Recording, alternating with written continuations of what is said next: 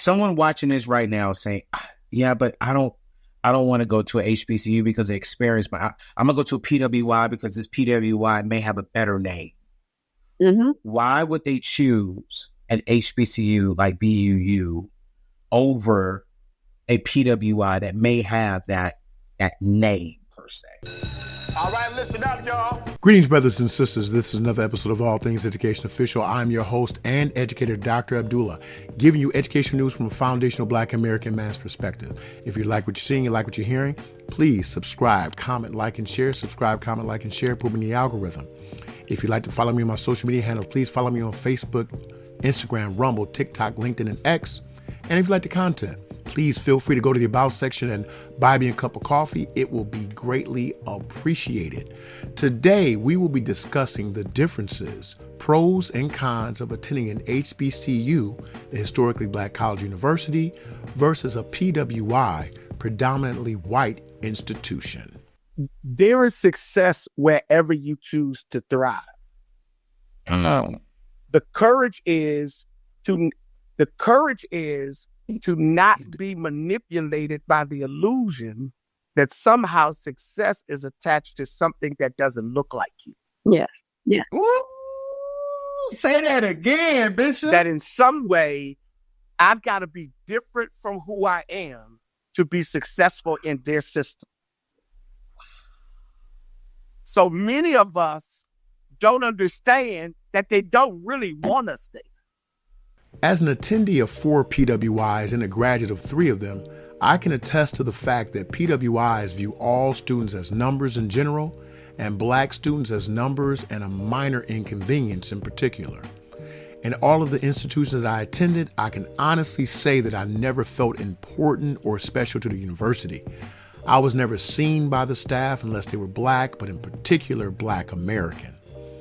If you went to Ferris State University in the 90s, you knew that the go-to for Black students was Raymond Gant. At Western Michigan University, which was a much larger university, the go-to list was a bit more expansive.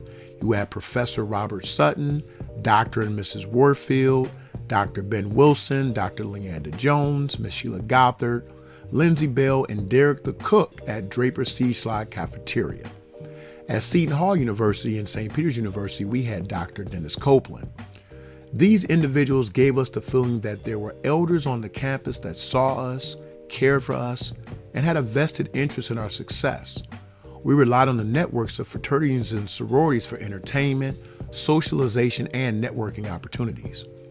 Because of our small numbers, we relied upon one another to push us to find our social and academic selves and to finally graduate and go out into the world and make our mark. We were insulated and rarely dwelled outside of the community of Black people, and those that did were seen as odd. We may have had our beefs and grievances, but we knew that if push come to shove, we had to have each other's backs. Because we were considered minority students and HBCUs did not recruit us, we were given academic opportunities that were not afforded us by schools that we were not connected to. Most of us had only heard of Clark, Morehouse, Spelman, Howard, and maybe FAMU.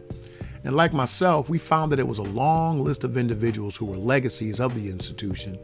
And these institutions were filled with individuals who were second and third generation college students, or so we thought. The costs were high and admission prospects for many of us were low due to finances. At the time, it just wasn't worth it. HBCUs are not monolithic, right? HBCUs have their own unique identity. Each one has its own unique identity. The way your experience is maybe at North Carolina A&T is different than it is at North Carolina Central, is different than it is at Fisk, is different than it is at Tuskegee, is different than it is at Howard, is different than it is at Edward Waters University. Is different, right? Every institution has its own identity. Whether a student attends a PWI, in your case, you said, I attended a predominantly white institution because they gave me the funds and the access that I needed to be able to get an education. That does not mean that you are any less Black or any more than anyone else, right? Whether you attend a HBCU, whether you attend a PWI, as long as you do something that gives back as a citizen, that is going to be conducive to you making a difference and a change, not only in your life, but in the lives of someone else, your family, your friends. As long as you are doing that in a way that is positively motivating and not denigrating to someone else because of their choice, and that's what matters. Dr. Wilkes expresses the sentiments that many of us that attended PWIs felt. Our experiences may be different, but they are not less than those that attended HBCUs. Ultimately, it came down to what worked best for us, what we were exposed to, and what opportunities were afforded us. I asked a lot about what were some things that you really valued about your educational experience. And I asked Black Americans who went to HBCUs and Black Americans who went to historically white or predominantly white institutions. And I wasn't surprised when the respondents who went to PWIs said diversity. I really loved going to a place where I was surrounded by people who were not like me. According to the Learn.org article entitled HBCU versus PWI, Understanding the Difference and How to Choose, PWIs often report higher employment rates and salaries for graduates.